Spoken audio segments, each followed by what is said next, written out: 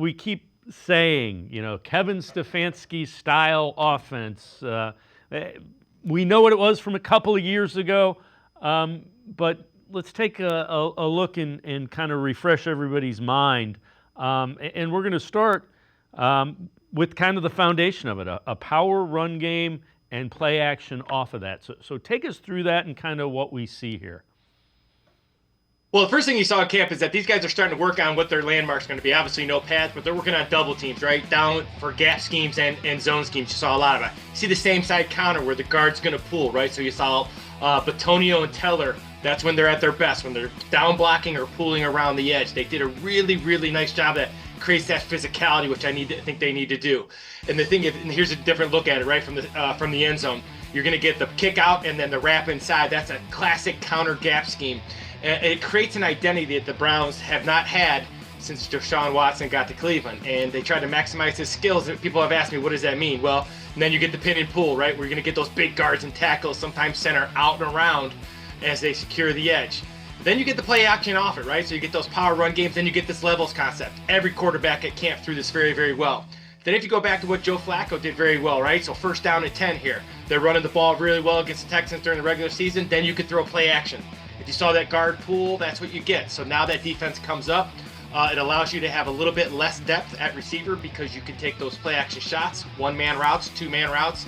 But more than anything, what the Browns have to do to be successful is they have to recreate their identity.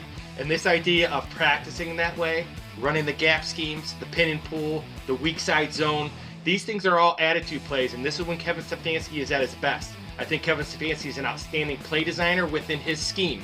And his scheme starts with running the ball, power run games, setting up the play action so he can do whatever he wants to do on 1st down. He can take some shots, but that defense has to prepare for that power run game each and every week.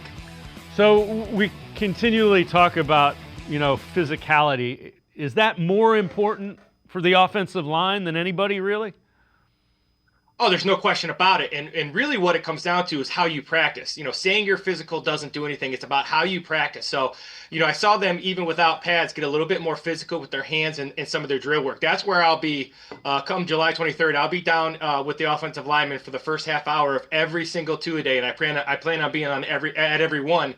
Because I want to see those linemen and see if they are more physical. You can't say you're physical. My dad always told me that. You got to practice physical. And it doesn't mean you have to kill each other. It just means you have to have contact and physicality with your hands and with the pads and that mentality and that identity that we're going to run the ball. And you hear all the things about a light box, a heavy box. Sometimes the Browns just want to run the ball and they don't care what the defense does. And that's an identity and that's a mentality. And that mentality carries over into pass protection. It allows you to win on 1st down. It protects your defense. There's a lot that goes with that identity. But I think you're going to see the Browns offensive line turn the corner here because they're going to go back to that physical mentality. The other thing is we talk about a power run game and play action. They have to look the same. The defense has to believe you are running the power run game when you play action. Well, yeah, so you think for the first thing it does is it's going to have they're going to put regular personnel in the game. So you're going to have more defensive linemen and more linebackers in the game, which simply means there's going to be less guy covering, regardless of what the coverage is.